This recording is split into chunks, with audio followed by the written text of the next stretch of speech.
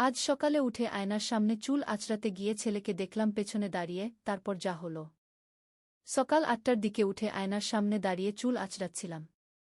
হঠাৎ আয়নায় দেখি ছেলে পেছনে দাঁড়িয়ে আমাকে দেখছে। আমি ঘুরে বললাম, কি দেখছিস? সে হেসে বলল, তোমাকে। আমাকে দেখছিস কেন? আমি জিজ্ঞেস করলাম। সে কাছে এসে আমার পেছনে দাঁড়াল।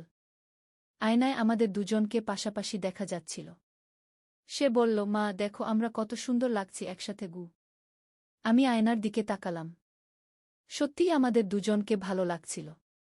সে আমার কাঁধে হাত রেখে বলল, মানুষে বলে আমি তোমার সাথে দাঁড়ালে স্বামী স্ত্রীর মতো লাগি। আমি তার হাত সরিয়ে দিতে গেলাম, কিন্তু সে আরও শক্ত করে ধরল। আর আমি চাই সেটা শুধু মানুষের কথায় না থেকে সত্যি হয়ে যাক। আমি আয়নায় তার চোখের দিকে তাকালাম। তার চোখে অদ্ভুত এক আগুন। তুমি কি বলতে চাস? আমি জিজ্ঞেস করলাম। সে আমাকে ঘুরিয়ে নিজের দিকে মুখ করিয়ে বলল, আমি বলতে চাই আমি তোমাকে ভালোবাসি। আমার নিঃশ্বাস আটকে গেল। শুধু মায়ের মতো নয়, আমি তোমাকে ভালোবাসি একজন নারী হিসেবে। কি তার কথায় আমার পা কাঁপছিল। সে আমার হাত দুটো ধরে বলল, মা তুমি আমাকে বিয়ে করবে? আয়নায় আমাদের প্রতিবিম্ব দেখা যাচ্ছিল। সে বলল, এই আয়নায় আমরা স্বামী স্ত্রী হিসেবে নিজেদের দেখব। আমি আয়না থেকে চোখ সরিয়ে নিলাম। সে আমার চিবুক তুলে বলল, মা আমাকে উত্তর দাও। তুমি কি আমার স্ত্রী হবে? আয়নার সামনে দাঁড়িয়ে আমার মনে হচ্ছিল যেন পুরো পৃথিবী উল্টে গেছে। এই গল্পটি সম্পূর্ণ শুনলে আপনাদের পানি অটোমেটিক বের হয়ে যাবে, যত দ্রুত সম্ভব হাতের কাছে টিস্যু নিয়ে বসে পড়ুন। বিছানার চাদর যেন নষ্ট না হয় সেটা সম্পূর্ণ খেয়াল রাখার অনুরোধ জানিয়ে গল্পটি এখন শুরু করব।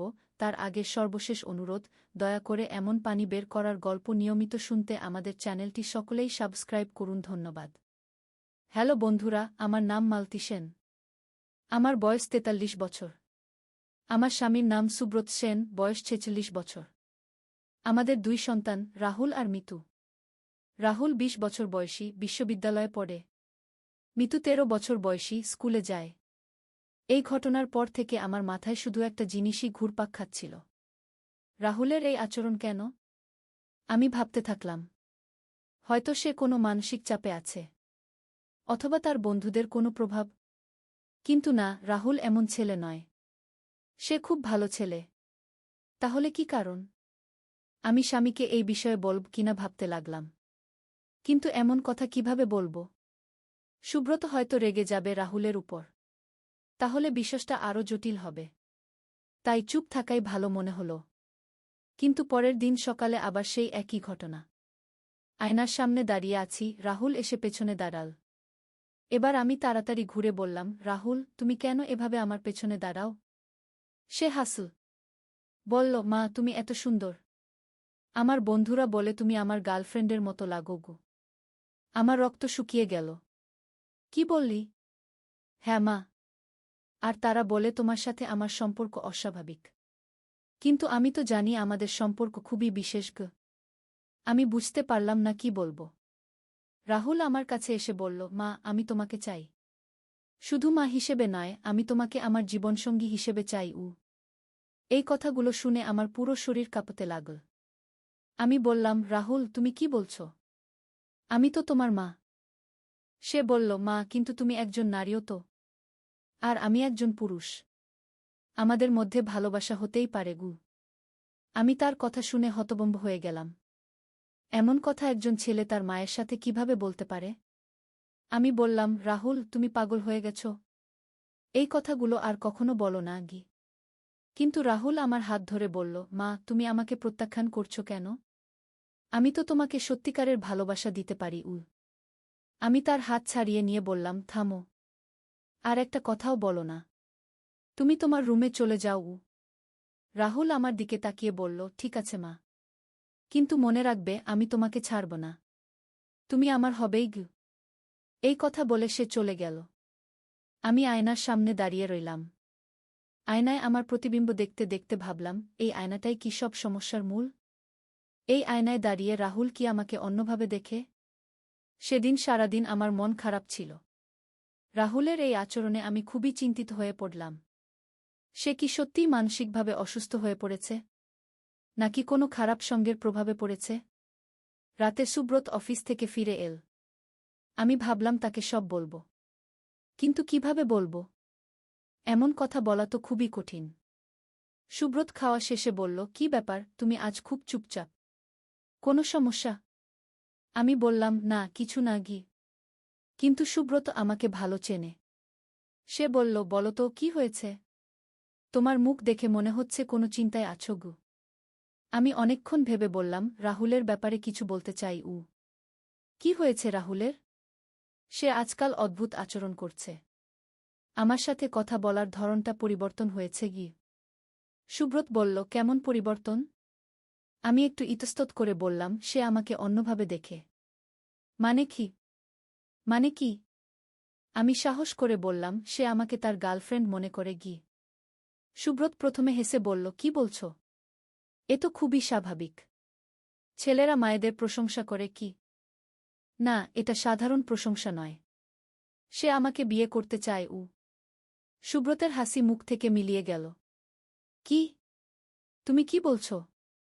আমি পুরো ঘটনা বললাম। সুব্রত শুনে রেগে আগুন হয়ে গেল। বলল, আমি এখনই রাহুলকে ডেকে এনে শাস্তি দেবগু। আমি তাকে থামালাম। না, এভাবে রেগে গেলে বিষয়টা আরও খারাপ হবে।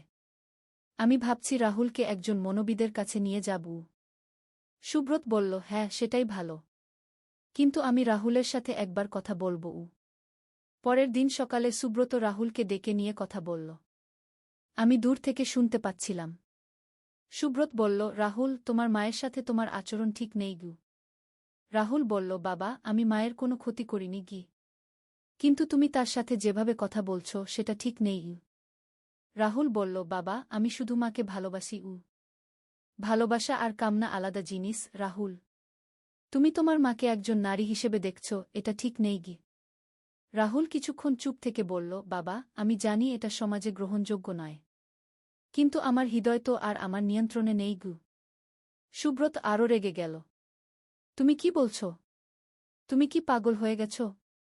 রাহুল বলল, না বাবা, আমি পাগল হইনি। আমি শুধু সত্য বলছি। আমি মাকে ভালোবাসি। একজন পুরুষ যেভাবে একজন নারীকে ভালোবাসে গি। এই কথা শুনে সুব্রত রাহুলকে চড় মারল। বলল, লজ্জা নেই তোমার? নিজের মায়ের সাথে এমন কথা বলছ? রাহুল গাল চেপে ধরে বলল, বাবা, তুমি আমাকে মারতে পারো। কিন্তু আমার অনুভূতি বদলাতে পারবে না গি। সুব্রত বলল, তুমি এখনই তোমার রুমে যাও। আর কোনোদিন এমন কথা বলো না গি। রাহুল চলে গেল।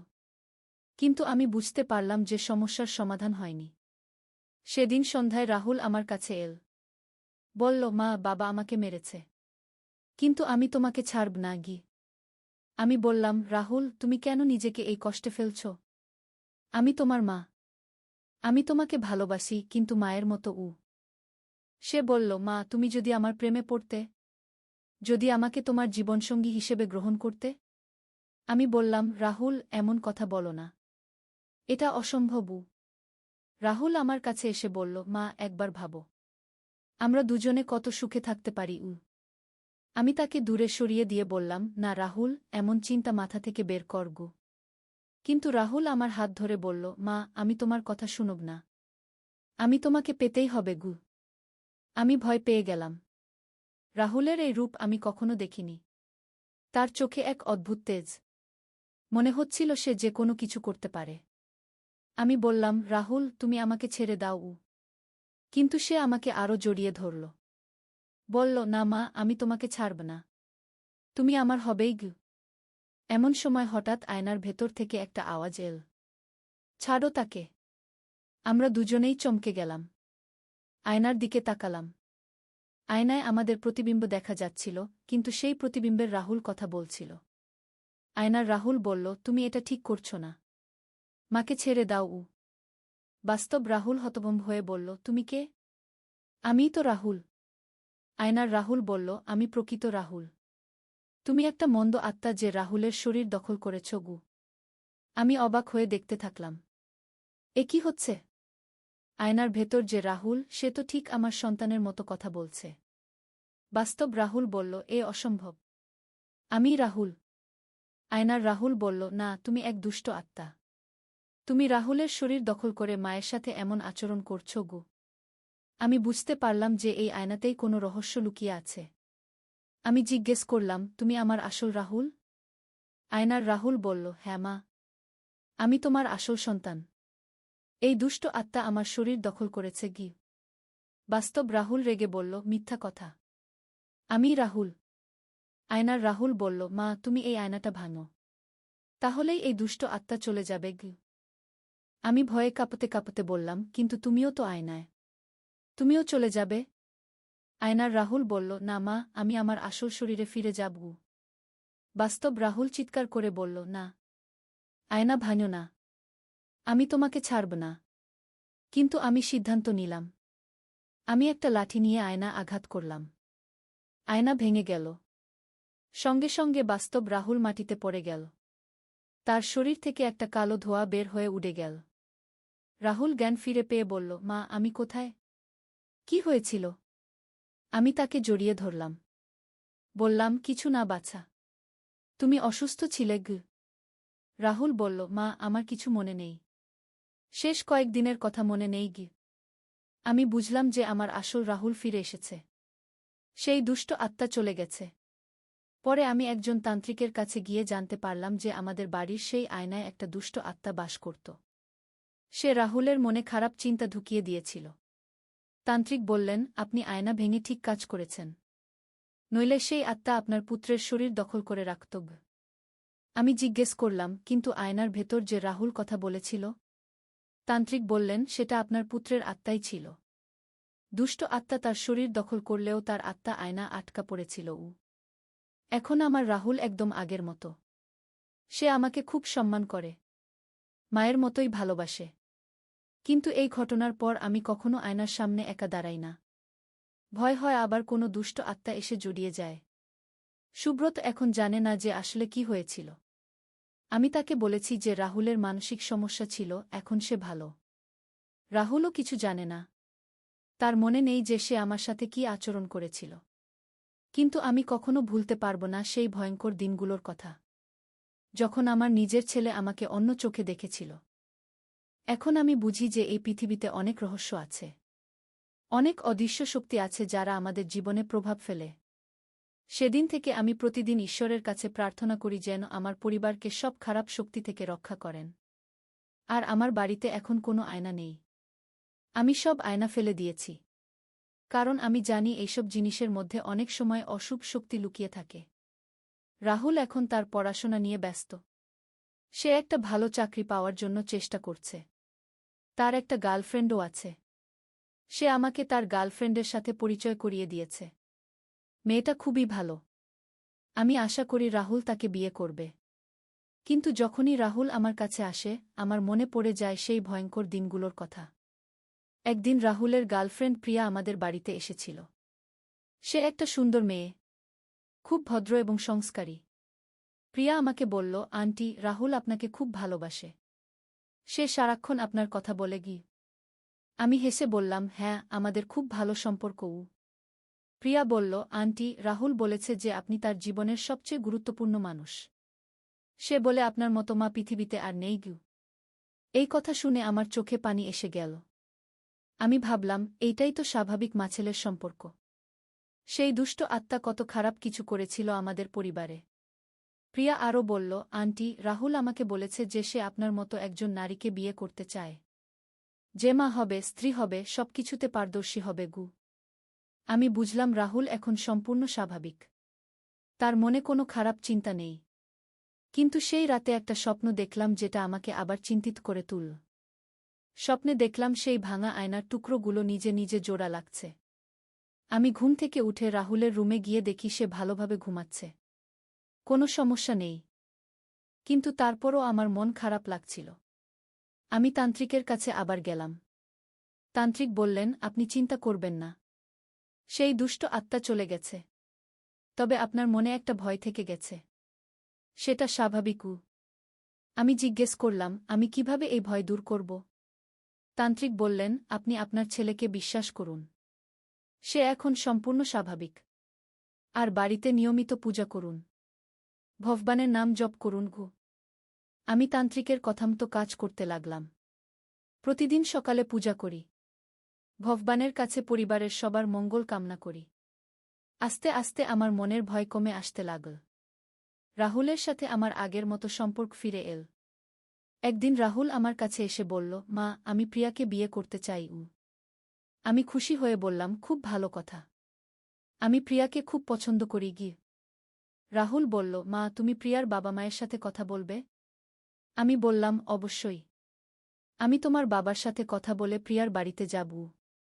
এভাবে রাহুলের বিয়ের প্রস্তুতি শুরু হল। প্রিয়ার বাবা মা আমাদের প্রস্তাব রাজি হলেন। বিয়ের দিন রাহুলকে দেখে আমার মনে হল এটাই আমার আসল ছেলে, যে আমাকে মা হিসেবে সম্মান করে, যার চোখে আমার জন্য ভালোবাসা আছে, কোনো অশুভ কামনা নেই। প্রিয়া আমাদের বাড়িতে আসার পর আমার মনে হল আমার আরেকটা মেয়ে হয়েছে। সে আমাকে খুব সেবা করে, আমার যত্ন নেয়। একদিন প্রিয়া আমাকে বলল, মা, রাহুল বলেছে যে কিছুদিন আগে তার খুব অসুখ হয়েছিল। সে কি খুব কষ্ট পেয়েছিল? আমি বললাম, হ্যাঁ, তার একটু মানসিক সমস্যা হয়েছিল, কিন্তু এখন সে একদম ভালো। প্রিয়া বলল, সে আমাকে বলেছে যে সেই সময়টায় তার কিছুই মনে নেই, যেন সে কোথায় ছিল জানেই না। আমি বুঝলাম রাহুল প্রিয়াকে সত্যি কথা বলেছে, তার সেই সময়কার কোনো স্মৃতি নেই। প্রিয়া আরও বলল, মা, রাহুল এখন আপনাকে নিয়ে খুব চিন্তিত থাকে। সে বলে যে সেই অসুখের সময় সে হয়তো আপনাকে কষ্ট দিয়েছে। আমি বললাম, না বাছা, সে কোনো কষ্ট দেয়নি। অসুখের সময় তো রোগীর নিয়ন্ত্রণ থাকে না। কিন্তু আমি মনে মনে ভাবলাম, রাহুলের মধ্যে একটা অপরাধবোধ কাজ করছে। যদিও সে কিছু মনে রাখতে পারে না, কিন্তু তার অবচেতন মনে কিছু না কিছু রয়ে গেছে। আমি সিদ্ধান্ত নিলাম রাহুলের সাথে একবার খোলাখুলি কথা বলবো।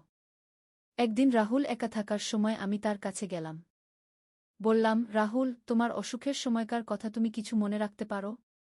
রাহুল বলল, না মা, যেন একটা কালো অন্ধকার, কিছুই মনে নেই। আমি বললাম, তুমি কোনো অপরাধবোধে ভুগছ? রাহুল একটু চুপ থেকে বলল, হ্যাঁ মা, আমার মনে হয় আমি হয়তো তোমার সাথে খারাপ ব্যবহার করেছি। আমি তার হাত ধরে বললাম, না বাছা, তুমি কিছু করনি, তুমি শুধু অসুস্থ ছিলে। রাহুল বলল, কিন্তু মা, আমার মনে একটা ভয় কাজ করে যে আমি কোনো খারাপ কাজ করেছি। আমি বললাম, রাহুল, তুমি কোনো খারাপ কাজ করনি, তুমি আমার ভালো ছেলে, সব ভুলে যাও। রাহুল আমাকে জড়িয়ে ধরে বলল, মা, আমি তোমাকে খুব ভালোবাসি, একজন মা হিসেবে তুমি আমার জীবনের সবচেয়ে মূল্যবান মানুষ। এই কথা শুনে আমার চোখে পানি এসে গেল। আমি বুঝলাম আমার আসল রাহুল সম্পূর্ণভাবে ফিরে এসেছে। এখন আমাদের পরিবার সুখে শান্তিতে আছে।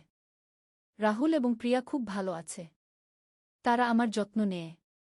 মিতু এখন কলেজে ভর্তি হয়েছে, সে খুব মেধাবী মেয়ে।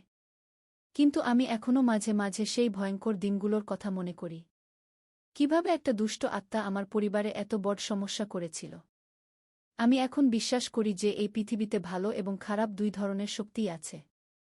আমাদের সাবধান থাকতে হবে খারাপ শক্তি থেকে।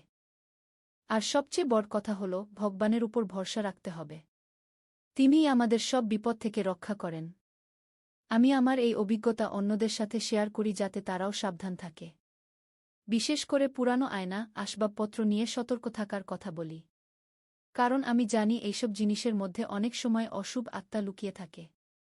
তারা আমাদের পরিবারে এসে অশান্তি সৃষ্টি করে। কিন্তু ভগবানের কৃপায় আমরা সেই বিপদ থেকে রেহাই পেয়েছি। এখন আমাদের পরিবার আগের চেয়েও বেশি সুখী। রাহুল এখন একটা ভালো কোম্পানিতে চাকরি করে। প্রিয়া একটা স্কুলে শিক্ষিকা হিসেবে কাজ করে। তারা শীঘ্রই সন্তানের মা-বাবা হতে যাচ্ছে। আমি দাদি হব। ভাবতেই ভালো লাগছে যে আমার নাতি বা নাতনি আমার কোলে খেলা করবে। সেই ভয়ঙ্কর সময়গুলো এখন অতীত। আমি সেই সব ভুলে গিয়ে নতুন জীবন শুরু করেছি। কিন্তু যারা আমার এই গল্প শুনছেন, তারা অনুগ্রহ করে সাবধান থাকবেন। যদি আপনার বাড়িতে কোনো পুরানো আয়না বা আসবাবপত্র থাকে, তাহলে সেগুলো নিয়ে সতর্ক থাকুন।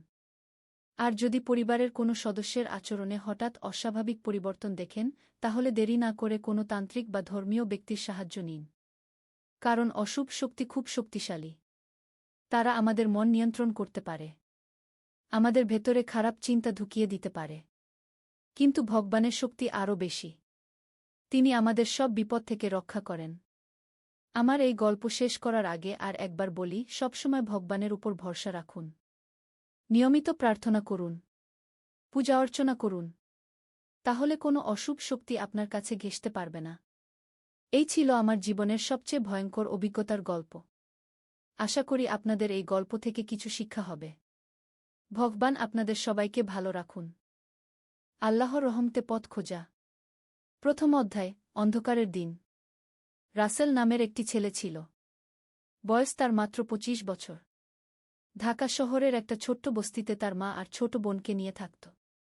বাবা মারা গিয়েছিল যখন রাসেলের বয়স মাত্র ১৫। সেই থেকে পরিবারের একমাত্র উপার্জনকারী ছিল রাসেল। রাসেল প্রতিদিন ভোর ৫টায় উঠত। ফজরের নামাজ পড়ে বাজারে সবজি বিক্রি করত। দুপুরে একটু বিশ্রাম নিয়ে বিকেলে একটা দোকানে কাজ করত। রাতে বাড়ি ফিরে মাগরিবের নামাজ পড়ে মাকে সাহায্য করত। এভাবেই কেটে যাচ্ছিল তার দিনগুলো। একদিন সকালে যখন রাসেল বাজারে যাওয়ার জন্য প্রস্তুত হচ্ছিল, তখন তার মা ডাকল, রাসেল, একটু এদিকে আয়। রাসেল মায়ের কাছে গেল। মা তার হাত ধরে বসিয়ে দিল। বেটা, তোর বাবা মারা যাওয়ার পর থেকে তুই আমাদের দেখাশোনা করছিস। আল্লাহ তোকে বরকত দিয়েছেন। কিন্তু আমি চাই তুই একটু বেশি পড়াশোনা কর। বিশ্ববিদ্যালয়ে ভর্তি হোগু। আম্মা, আমি এখন কিভাবে পড়াশোনা করব? আমাদের তো খরচ চালানোই কষ্টও। মা মিষ্টি হেসে বলল, আল্লাহ যদি চান তাহলে সব পথ খুলে দেবেন। তুই চেষ্টা কর। আমি আর তোর বোন কম খেয়ে হলেও তোর পড়ার খরচ জোগাড় করব। রাসেল মায়ের কথায় খুব আবেগপ্রবণ হয়ে পড়ল। সে জানত মা কত কষ্ট করে তার জন্য এই কথাগুলো বলছে। সেই দিন থেকে রাসেল মনে মনে আল্লাহর কাছে দোয়া করতে লাগল। হে আল্লাহ, আপনি আমাকে পথ দেখান। আমি কি করব? দ্বিতীয় অধ্যায়, প্রথম পদক্ষেপ। কয়েকদিন পর রাসেল তার এক বন্ধু করিমের সাথে দেখা করল। করিম বিশ্ববিদ্যালয়ে পড়ত। করিম ভাই, আমি বিশ্ববিদ্যালয়ে ভর্তি হতে চাই। কিন্তু আমার অবস্থা তো জানেনই কি। করিম বলল, রাসেল, তুই যদি সত্যিই চাস তাহলে উপায় আছে। সান্ধ্যকালীন কোর্স আছে। সেখানে ভর্তি হতে পারিস। আর বৃত্তির জন্য আবেদন করতে পারিস। রাসেল খুব আশান্বিত হল। সে জানত এটা খুব কঠিন হবে, কিন্তু সে চেষ্টা করতে চাইল। পরের দিন জুমার নামাজের পর রাসেল খুতবা শুনল। ইমাম সাহেব বলছিলেন, আল্লাহ তায়ালা বলেছেন, যে ব্যক্তি আল্লাহকে ভয় করে, আল্লাহ তার জন্য পথ বের করে দেন এবং তাকে এমন জায়গা থেকে রিজিক দেন যেখান থেকে সে কল্পনাও করতে পারে না। এই কথাগুলো শুনে রাসেলের মনে আরও বেশি সাহস এল। সে মনে মনে বলল, আল্লাহ, আমি আপনার উপর ভরসা রাখছি। সেই সপ্তাহেই রাসেল ভর্তির ফর্ম সংগ্রহ করল। রাতে কাজ শেষে বাড়িতে এসে পড়াশোনা করতে লাগল। মা তাকে সাহায্য করত। ছোট বোন সাবিনাও তাকে উৎসাহ দিত। তৃতীয় অধ্যায়, পরীক্ষার সময়। ২ মাস পরিশ্রমের পর ভর্তি পরীক্ষার দিন এল। রাসেল খুব ভোরে উঠে তাহাজ্জুদ পড়ল। আল্লাহর কাছে দোয়া করল, আল্লাহ, আপনি যদি চান তাহলে আমাকে সফল করুন। আর যদি এটা আমার জন্য ভালো না হয় তাহলে আমাকে অন্য পথ দেখান। পরীক্ষার হলে গিয়ে দেখল অনেক ছাত্রছাত্রী। সবার চেহারায় উদ্বেগ। রাসেল মনে মনে সূরা ফাতিহা পড়ল এবং বিসমিল্লাহ বলে পরীক্ষা শুরু করল। পরীক্ষা শেষে রাসেল বাড়ি ফিরে মাকে সব বলল। মা বলল, আল্লাহর ইচ্ছা যা হবে তাই হবে। আমরা শুধু চেষ্টা করতে পারি। ফলাফলের অপেক্ষায় ছিল রাসেল। এই সময়ে সে আরও বেশি নামাজ কালাম পড়তে লাগল। প্রতিদিন ফজরের পর কুরআন তেলাওয়াত করত। ১ সপ্তাহ পর ফলাফল বের হল। রাসেল দেখল তার নাম মেধা তালিকায় আছে। শুধু তাই নয়, সে বৃত্তিও পেয়েছে। রাসেল খুশিতে কেঁদে ফেলল। মাকে খবর দিতেই মা আল্লাহর শুকরিয়া আদায় করল। চতুর্থ অধ্যায়, নতুন চ্যালেঞ্জ। বিশ্ববিদ্যালয়ে ভর্তি হওয়ার পর রাসেলের জীবনে নতুন চ্যালেঞ্জ এল। সকালে সবজি বিক্রি করত, বিকেলে ক্লাস করত, রাতে পড়াশোনা করত। খুবই কষ্টকর ছিল। কিন্তু রাসেল হাল ছাড়ল না। সে জানত আল্লাহ তাকে এই পথ দেখিয়েছেন কোনো কারণে। ক্লাসে রাসেল একটি মেধাবী ছেলে ছিল। তার শিক্ষকেরা তাকে পছন্দ করত। একদিন তার ইসলামের ইতিহাস বিষয়ের শিক্ষক জনাব আহমেদ সাহেব তাকে ডাকল। রাসেল, তুমি খুব ভালো ছাত্র। আমি তোমাকে একটা কাজের সুযোগ দিতে চাই। আমার একটা গবেষণা প্রকল্প আছে। তুমি সন্ধ্যায় আমার সাহায্য করতে পার। এতে তোমার কিছু টাকাও হবে। রাসেল খুব খুশি হল। এই কাজ পেলে তার পড়াশোনার খরচ আরও ভালোভাবে চালানো যাবে। কিন্তু একটা সমস্যা ছিল। এই কাজ করলে তাকে বিকেলের দোকানের কাজ ছাড়তে হবে। সেই আয় কমে যাবে। রাসেল বাড়িতে এসে মার সাথে কথা বলল। মা বলল, বেটা, আল্লাহ যখন একটা দরজা বন্ধ করেন তখন অন্য দরজা খুলে দেন। তুই নতুন কাজটা নে কি? পঞ্চম অধ্যায়, জ্ঞানের পথে। রাসেল শিক্ষকের সাথে গবেষণার কাজ শুরু করল। কাজটি ছিল ইসলামিক ইতিহাস নিয়ে। রাসেল প্রতিদিন নতুন নতুন বিষয় শিখত। একদিন আহমেদ সাহেব বলল, রাসেল, তুমি জান উমর ইবনে আব্দুল আজিজ এর গল্প? জি না স্যার। তিনি ছিলেন উমাইয়া খলিফাদের মধ্যে সবচেয়ে ন্যায়পরায়ণ। তিনি যখন খলিফা হলেন তখন তিনি সব বিলাসিতা ত্যাগ করে সাধারণ মানুষের মতো জীবন যাপন করতেন। তার স্ত্রী একদিন বলেছিল, আপনি খলিফা হওয়ার পর থেকে এত সাদামাটা হয়ে গেলেন কেন? উমর বলেছিলেন, আমি যদি সাধারণ মানুষের কষ্ট না বুঝি তাহলে তাদের ন্যায্য অধিকার দিতে পারব কিভাবে? এই গল্প শুনে রাসেলের মন ছুঁয়ে গেল।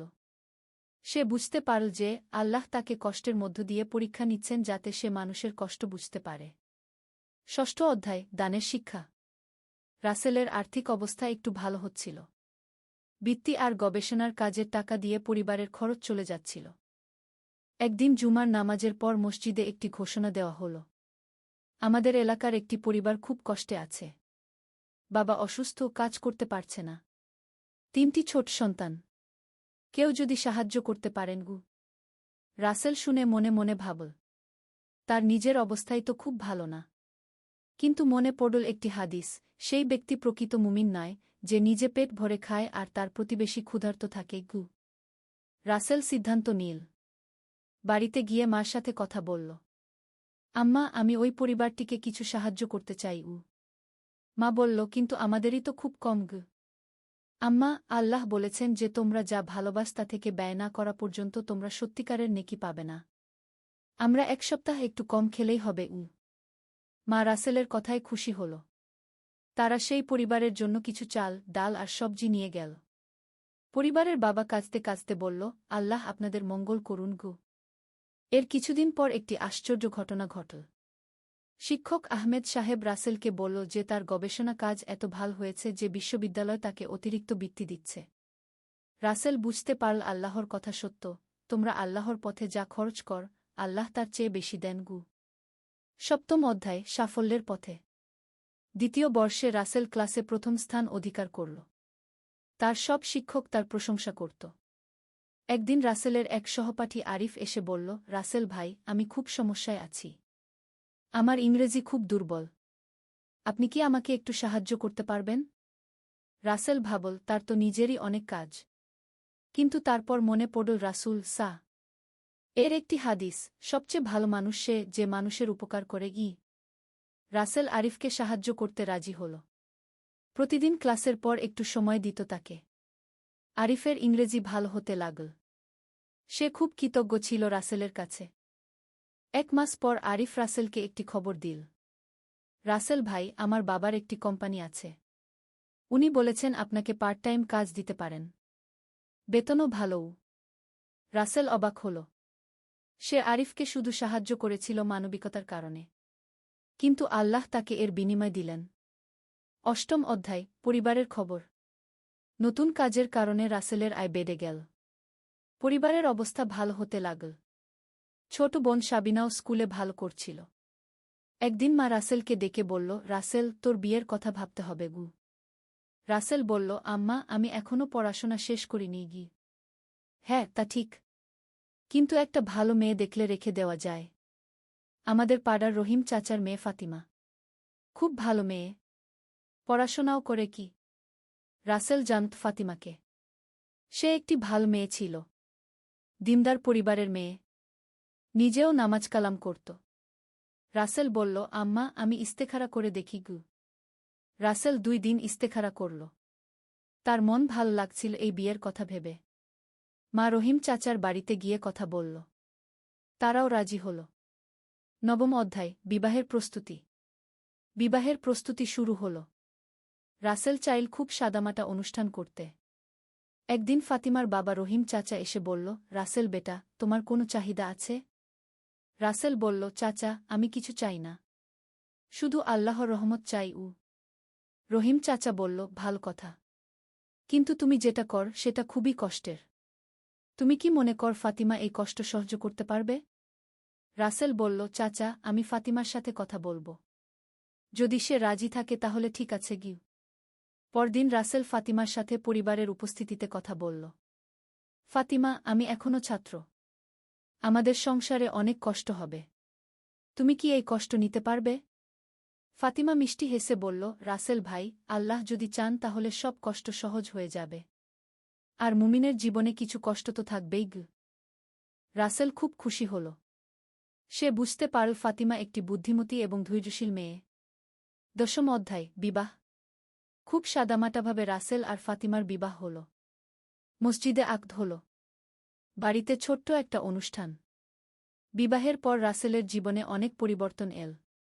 ফাতিমা খুব ভালো একটি স্ত্রী ছিল। সে রাসেলকে পড়াশোনায় সাহায্য করত। ঘরের কাজও সামলাত। ফাতিমা নিজেও পড়াশোনা চালিয়ে যেত। সে BA পাস করে একটা চাকরির চেষ্টা করছিল। একদিন ফাতিমা রাসেলকে বলল, আমি একটা প্রাইভেট স্কুলে চাকরি পেয়েছি। এতে আমাদের আয় বেড়ে যাবে গু।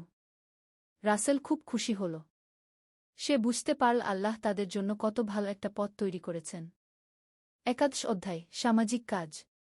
রাসেল আর ফাতিমার আর্থিক অবস্থা উন্নতি হচ্ছিল। তারা ঠিক করল কিছু সামাজিক কাজ করবে। তারা প্রতি মাসে এলাকার গরিব পরিবারগুলোকে সাহায্য করত। এতিম বাচ্চাদের পড়ার খরচ দিত। একদিন রাসেল দেখল পাড়ার একটি বাচ্চা আব্দুর রহমান স্কুলে যায় না। রাসেল তার বাবার সাথে কথা বলল। ভাই, আব্দুর রহমান স্কুলে যায় না কেন? বাচ্চার বাবা বলল, ভাই, আমার তো স্কুলের খরচ দেওয়ার সামর্থ্য নেই গিয়ে। রাসেল বলল, আপনি চিন্তা করবেন না। আমি তার পড়ার খরচ দেব। এভাবে রাসেল বেশ কয়েকটি বাচ্চার পড়াশোনার দায়িত্ব নিল। 12 অধ্যায়, গ্র্যাজুয়েশন। 3 বছর পরিশ্রমের পর রাসেল গ্র্যাজুয়েশন সম্পন্ন করল। সে তার ব্যাচে 3য় স্থান অধিকার করল। স্নাতক হওয়ার পর রাসেল একটা ভালো চাকরি পেল। একটা বেসরকারি সংস্থায় প্রোগ্রাম অফিসার হিসেবে। প্রথম বেতন পাওয়ার দিন রাসেল মায়ের পায়ে হাত দিয়ে সালাম করল। আম্মা, আল্লাহর রহমতে আজ আমি সফল হয়েছি। এটা সব আপনার দোয়ার বরকতও। মা কেঁদে ফেল। আল্লাহ তোকে আরও বরকত দিন গু। রাসেল তার প্রথম বেতনের অনেকটা টাকা দিয়ে মাকে একটা সোনার আংটি কিনে দিল। বাকি টাকা দিয়ে এলাকার গরিব পরিবারগুলোকে সাহায্য করল। 13 অধ্যায়, সন্তানের আগমন। বিয়ের 2 বছর পর ফাতিমা গর্ভবতী হল। রাসেল খুব খুশি হল। সে আল্লাহর কাছে দোয়া করত যেন সন্তান নেক হয়। একদিন রাত 2টার সময় ফাতিমার প্রসব ব্যথা উঠল। রাসেল তাড়াতাড়ি হাসপাতালে নিয়ে গেল। কয়েক ঘণ্টা পর একটি সুস্থ ছেলে সন্তানের জন্ম হল। রাসেল খুশিতে আল্লাহর শুকরিয়া আদায় করল। তারা ছেলের নাম রাখল ইউসুফ। ইউসুফ খুব সুন্দর একটি বাচ্চা ছিল। রাসেল প্রতিদিন তার কানে আজান দিত। কুরআনের আয়াত পড়ে শোনাত। 14 অধ্যায়, নতুন পরিকল্পনা। ইউসুফের জন্মের পর রাসেল আর ফাতিমা ভাবতে লাগল কিভাবে তাদের ছেলেকে একটি ভালো মুসলমান হিসেবে গড়ে তুলবে। রাসেল বলল, ফাতিমা, আমি চাই আমাদের ইউসুফ যেন ছোটবেলা থেকেই ইসলামী শিক্ষা পায়। আমরা তাকে হাফেজ বানাবো। ফাতিমা বলল, হ্যাঁ, এটা খুব ভালো পরিকল্পনা। আর আমি চাই সে যেন দুনিয়ার শিক্ষাও ভালো করে নেয় গু। তারা সিদ্ধান্ত নিল ইউসুফ একটু বড় হলে তাকে একটি ভালো ইসলামী স্কুলে ভর্তি করাবে। এদিকে রাসেলের কাজেও উন্নতি হচ্ছিল। তার বস তাকে খুব পছন্দ করত। কারণ রাসেল খুব সৎ এবং পরিশ্রমী ছিল। একদিন রাসেলের বস মিস্টার করিম তাকে ডাকল। রাসেল, আমি তোমাকে একটা নতুন প্রকল্পের দায়িত্ব দিতে চাই। এটা গ্রামাঞ্চলের উন্নয়নের জন্য। তুমি কি আগ্রহী? রাসেল বলল, জি স্যার, আমি আগ্রহী গো। তাহলে তোমাকে একটা গ্রামে গিয়ে কাজ করতে হবে।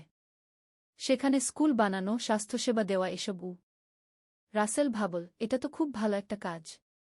মানুষের সেবা করার সুযোগ। 5 অধ্যায়, গ্রামের কাজ। রাসেল পটুয়াখালীর একটা গ্রামে গেল কাজ করতে। গ্রামের নাম ছিল সুন্দরপুর। খুব সুন্দর একটা গ্রাম, কিন্তু অনেক সমস্যা ছিল। গ্রামে পৌঁছে রাসেল দেখল এখানে কোনো উন্নত স্কুল নেই। স্বাস্থ্যকেন্দ্রও নেই। রাস্তাঘাট খারাপ। রাসেল প্রথমে গ্রামের মানুষদের সাথে কথা বলল।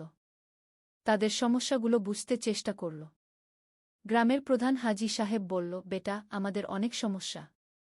বাচ্চাদের পড়াশোনার জন্য শহরে পাঠাতে হয়। আর অসুখ বিসুখ হলে অনেক দূরে যেতে হয় গিয়ে। রাসেল বলল, হাজি সাহেব, আমরা ইনশাআল্লাহ এসব সমস্যার সমাধান করব। কিন্তু আপনাদের সবার সাহায্য লাগবে গু। রাসেল প্রথমে একটা প্রাথমিক স্কুল প্রতিষ্ঠার কাজ শুরু করল।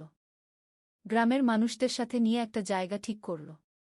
কাজ শুরু করার আগে রাসেল একটা জামাতে নামাজ পড়ে আল্লাহর কাছে দোয়া করল, আল্লাহ, আপনি এই কাজে আমাদের সাহায্য করুন গো।